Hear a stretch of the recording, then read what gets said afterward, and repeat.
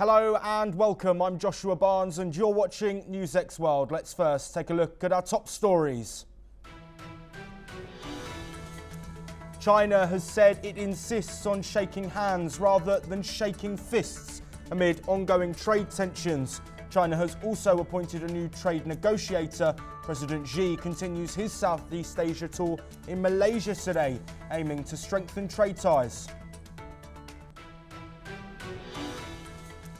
Meanwhile, the White House says that the ball is in China's court over making a deal with the US amid tariff tensions.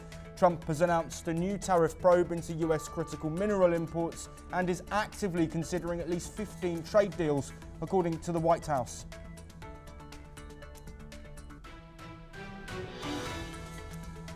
Meanwhile, former President Joe Biden has slammed what he calls the destructive Trump administration in his first speech since leaving office. Biden accused Trump of inflicting damage to critical safety. The US says there is an incentive for Russia to end the war with Ukraine as ceasefire action stalls. The Kremlin has accused Ukraine of attacks on energy despite a 30-day moratorium as Ukraine targets Russia with drones. Benjamin Netanyahu has vowed to intensify military operations against Hamas until all war objectives are achieved. The Israeli PM also called for the release of hostages during a visit to Gaza as deadly strikes continue to be reported in the enclave. President Trump has held a meeting with top national security aides as Iran's supreme leader downplays hopes over talks that continue between the nations on Saturday in Oman. US aircraft carriers have moved in on Iran amid military threats to Tehran. Meanwhile, US President Trump has called on Harvard to apologize a day after a $2.3 billion in federal funds were cut over accusations of anti-Semitism on campus. Trump has warned of taxing the university as a political entity. Reports suggest members of the World Health Organization have reached a historic agreement preparing for future pandemics. AFP, citing the WHO, say the legally binding pact will shore up global defences against new pathogens.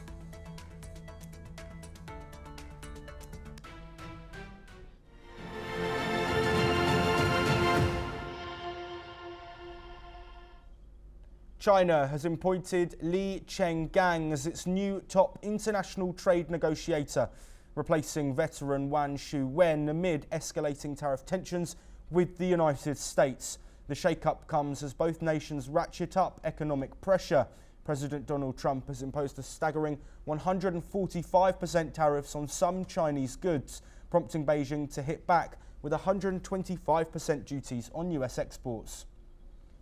初步核算，一季度国内生产总值31.87万亿人民币，按不变价格计算，同比增长5.4%，比上年四季度环比增长1.2%。 Despite these headwinds, China reported stronger than expected 5.4% economic growth in Q1, driven largely by exports. However, analysts warn that momentum could fade fast as tariffs bite deeper. Here is what Sheng Lai-yun, Deputy Commissioner of the National Bureau of Statistics, had to say.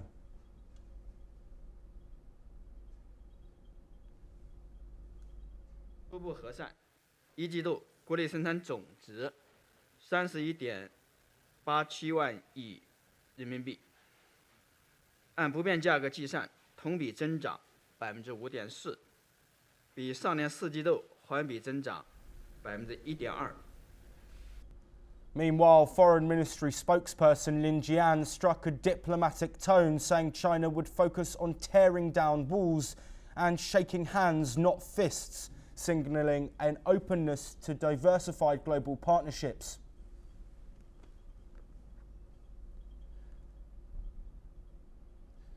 The World Trade Organization has warned that the US-China trade war could splash goods between the nations by up to 80% and harm global growth.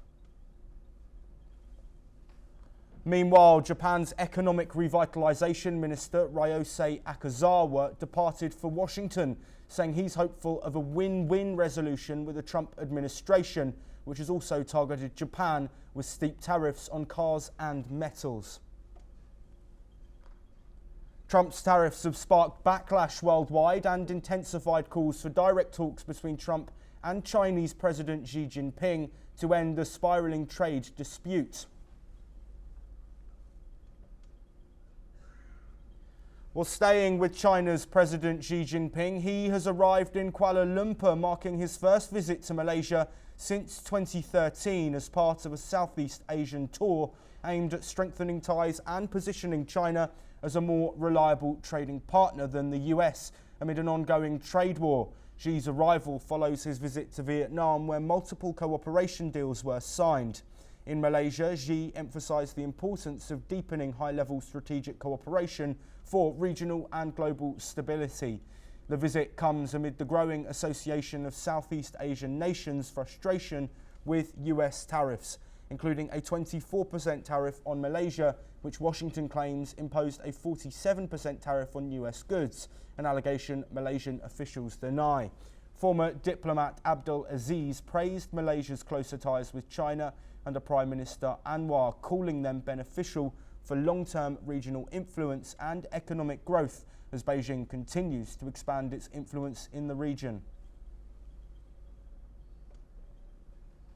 We head now to Europe, and in recent updates, a Russian court has convicted 4 journalists of extremism for working for an anti-corruption group founded by the late opposition leader Alexei Navalny. Each has been sentenced to 5.5 years in prison. At least 35 civilians were killed and 119 wounded, including children and a newborn, in a Russian missile attack on Ukraine's city of Sumy on Sunday. Ukrainian President Volodymyr Zelensky called for a tough reaction from the world following what he called a scoundrel attack. Well, in retaliation, Ukraine claims it struck a base of Russia's 448th Missile Brigade, reporting secondary detonations, but no confirmed casualty figures have yet been released. This confrontation is now led to the Russian and Ukrainian counterparts accusing each other of violating a tentative US brokered deal to pause strikes. NATO Secretary General Mark Rutte visited Odessa, reaffirming full support while rejecting Donald Trump's claim that Kyiv started the war. Russia is the aggressor, Rutte said, also backing Trump's current push for peace talks. Let's listen in to Mark Rutte. Even hundreds of hospitals and medical workers have been targeted over the last years.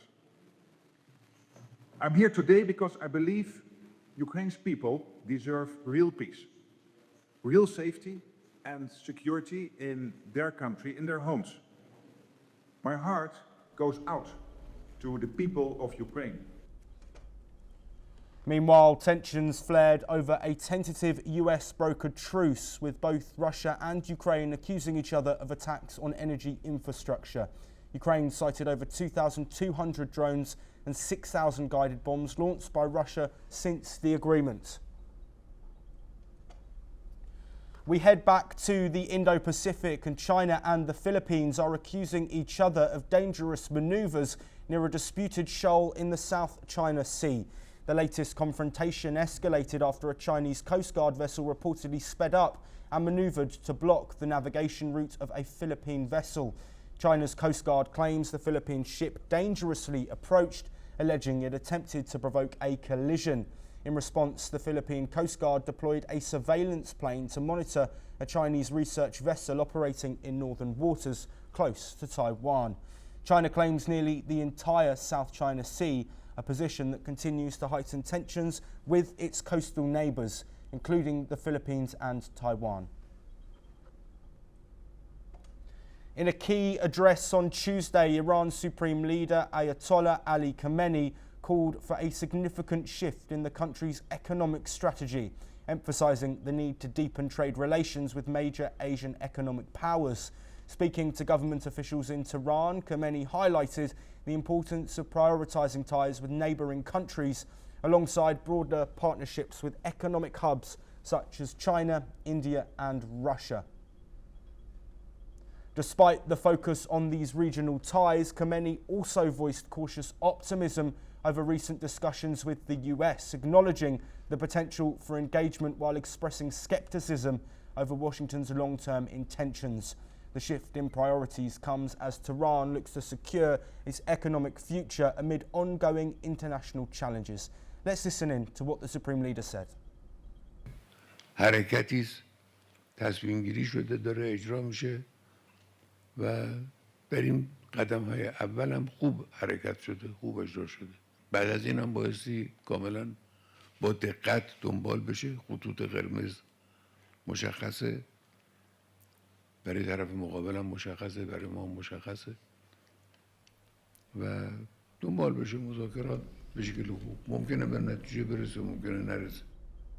We move on now, and a Peruvian court has sentenced former President Ollanta Humala and his wife Nadine Heredia to 15 years in prison for laundering funds received from the Brazilian construction giant Odebrecht.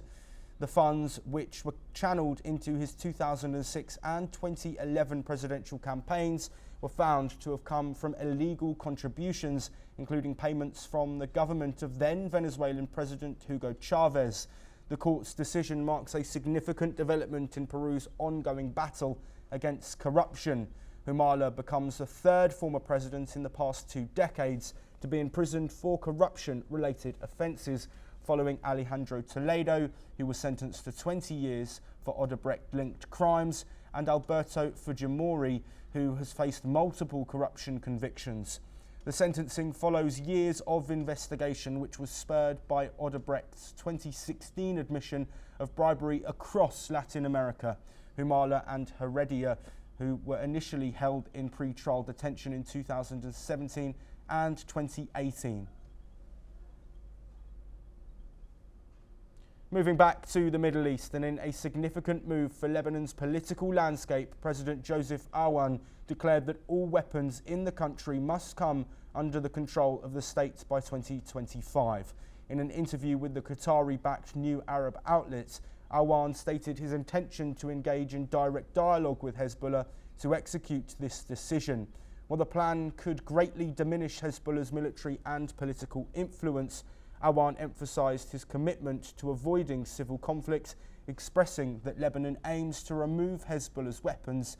It will not resort to war. The president also highlighted the growing success of the Lebanese army in asserting control over territories previously influenced by Hezbollah. Furthermore, Aoun proposed the potential integration of Hezbollah members into the Lebanese army, urging the US to focus more on Israel rather than pressuring Lebanon regarding Hezbollah. Moving on now, and the World Health Organization has announced an agreement to prepare for future pandemics after over 3 years of negotiations. The legally binding pact aims to strengthen global defence against new pathogens following the COVID-19 pandemic. A key focus is a proposed pathogen access and benefit sharing system designed to facilitate quick sharing of pathogen data with pharmaceutical companies. While debates over tech transfer to developing nations lingered, a compromise was reached. The deal was celebrated by the World Health Organization chief Tedros Adhanom Ghebreyesus, who called it a milestone for global health. Despite the US absence and concerns over foreign aid cuts and tariffs, the agreement received approval. It will be presented at next month's WHO Assembly. Experts have warned, however, that real action begins now to implement the agreements and tackle future threats. Here is what the WHO chief has had to say. Tonight marks a significant milestone in our shared journey toward a safer world. We celebrate the successful conclusion of negotiations on a draft pandemic agreement, completed in just 3.5 years. This achievement is not just a diplomatic success. I think some of you have already said that. It reflects your resilience, unity, and unwavering commitment to the health and well-being of people everywhere. We now move to Africa, and Sudan's civil war has taken a dramatic new turn. The paramilitary Rapid Support Forces, known as the RSF, have announced the formation of a rival government. They termed it as the Government of Peace and Unity in territory under their control. It is a direct challenge to the authority of General Abdel Fattah al-Burhan, who leads the army-led administration. This comes exactly 2 years since Sudan was placed into conflict, a war that has killed tens of thousands and triggered what the UN describes as the world's worst humanitarian crisis. International pressure is now mounting. At a London conference, world leaders called for an urgent end to the war.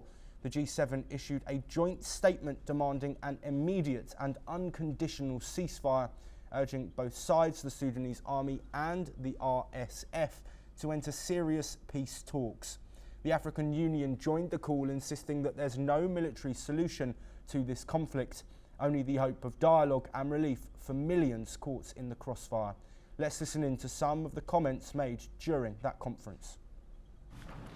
With over 4 million refugees having fled the country and instability spreading far beyond Sudan's borders, it's also strategically wrong to forget Sudan. And that's why, as Foreign Secretary, I refused to turn away. I felt a duty to confront this war's horror. La France a pris note de la feuille de route présentée par les autorités dirigées par les forces armées soudanaises pour restaurer une transition politique. Elle rappelle l'impératif d'une participation effective de tous les acteurs civils dans le cadre d'un processus unique. À cet égard, je suis particulièrement préoccupé par les intentions exprimées par différents acteurs de former des gouvernements de manière unilatérale et en dehors de tout processus de résolution du conflit. Disons-le clairement, l'unité du Soudan doit être préservée. Moving on now, and the family of one of the 231 people killed when a nightclub roof collapsed in the Dominican Republic is now seeking homicide charges against the club's owners.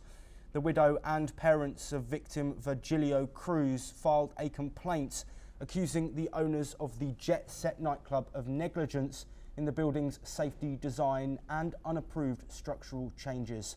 The family argues there is enough evidence to indict the owners for involuntary homicide and says they will also pursue civil action against Dominican authorities. Meanwhile, New York City Mayor Eric Adams has attended memorial ceremonies to honour those lost in the collapse.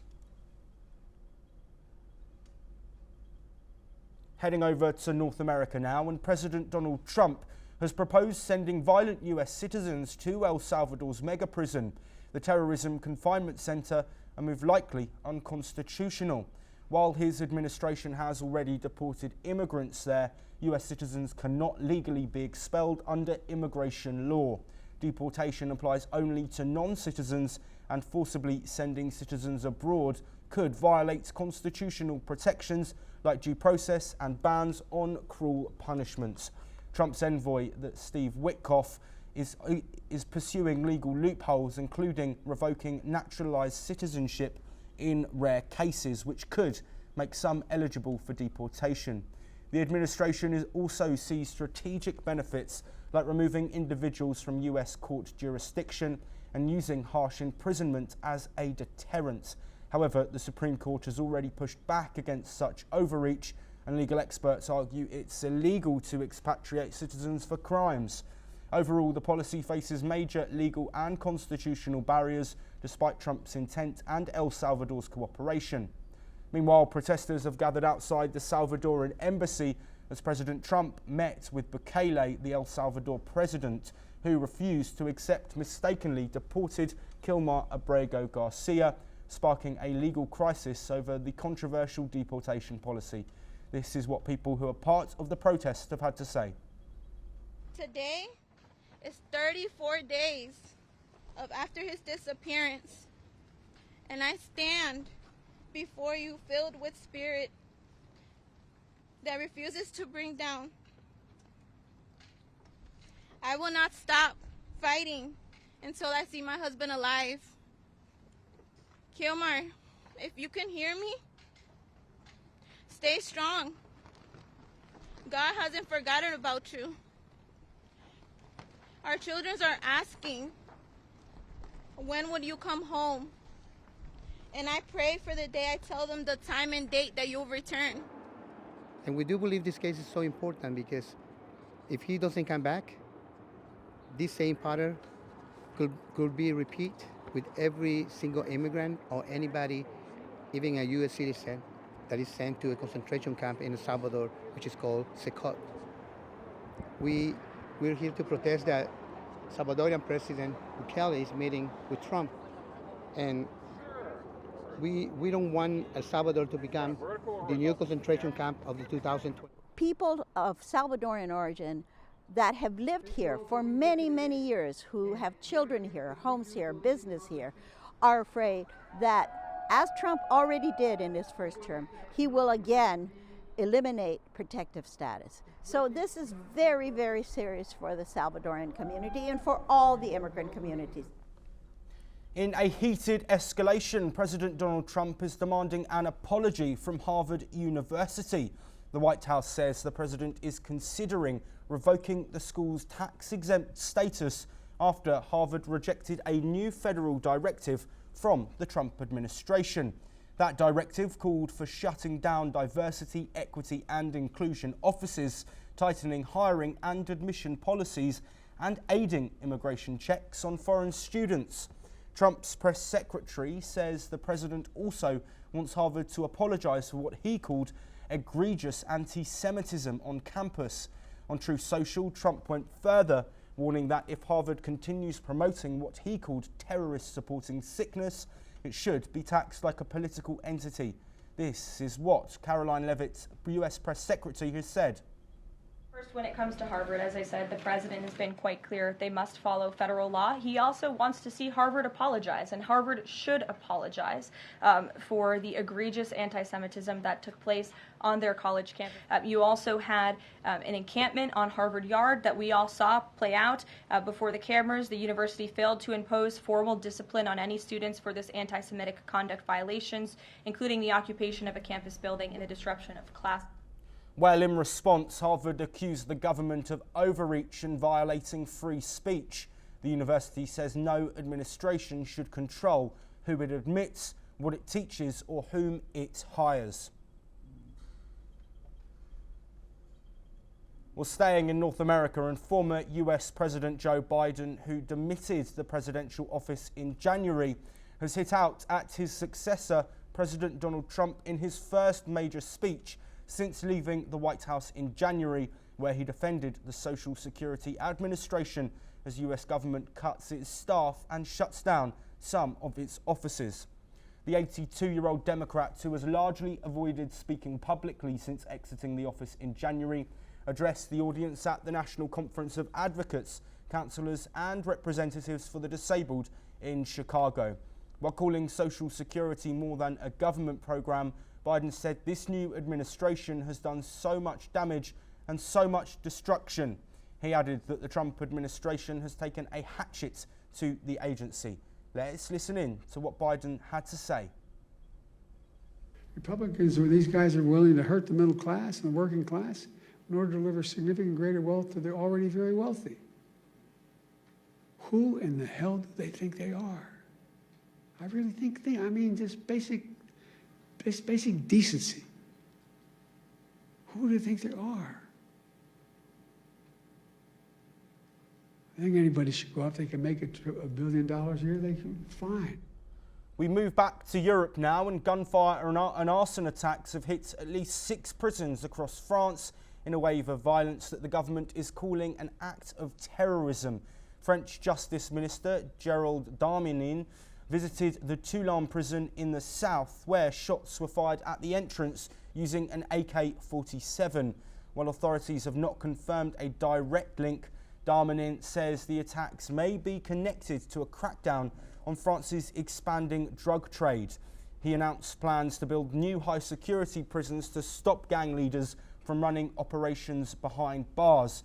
The UFAP Prison Officers Union confirmed vehicles were set on fire outside facilities in Villepinte, Nanterre, Aix-Luynes and Valence. Here is what the French Justice Minister has had to say after these incidents. Je ne sais pas ce qui se cache derrière ce slogan, et d'ailleurs je m'en fiche, puisque ce que je retiens, c'est pas qu'on ait tagué une porte de prison, c'est qu'on ait tiré à la Kalachnikov sur des agents. Et la deuxième des choses, je ne sais pas qui est responsable de ces qualifications terroristes, puisque le parquet national s'est saisi, mais je suis sûr que le procureur national aura l'occasion de commenter l'enquête judiciaire qui est sous son autorité. Heading now to the Middle East, an Israeli Prime Minister Benjamin Netanyahu visited northern Gaza with the country's defence minister and top military officials. His office said he received a security briefing on efforts to defeat Hamas and free Israeli hostages. Netanyahu vowed continued pressure on the militant group, saying hostages must be released and that Israel will achieve all of its war objectives. Netanyahu further stated the following. אני פה עם שר הביטחון, עם מפקדי צה"ל והלוחמים שלנו, הסדיר והמילואימניקים המופלאים. הם עושים פה עבודה נהדרת ברצועת עזה, הם מכים באויב, והחמאס יספוג עוד ועוד מכות. אנחנו עומדים על כך שהוא ישחרר את חטופינו, ואנחנו עומדים על השגת כל יעדי המלחמה שלנו. Well, this visit came as Hamas rejected Israel's latest ceasefire proposal, which included a push to disarm militant factions in exchange for a permanent end to the war. Meanwhile, Israeli airstrikes killed at least 21 Palestinians, and Hamas said it lost contact with a team guarding a US-Israeli hostage following those attacks. That is all that we have time for, but we'll continue to bring you more of the latest from across the world.